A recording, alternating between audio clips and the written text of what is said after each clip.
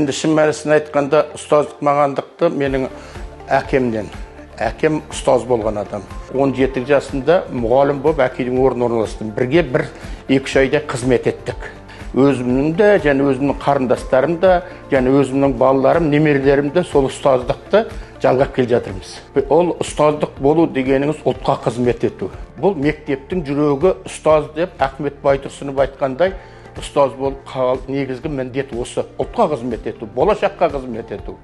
Қазіргі енді ұстаздарға қызмет етем, ұлтқа қызмет етем десең, барлық жағдай жасалып отыр. Еліміздің басшысы, президентіміз Қасым-Жомарт Кемелұлы Тоқаев та осы жағдайды жасап отыр, ел де жасап отыр, халық та сол нелердің қызметini күтеді. Ал енді ол біздің еңбегіміздің жануы 1-2 жылда көрінбейді, 10-15 жылда көрінеді. Сондықтан ұстаздық ету өте бақытты мамандық.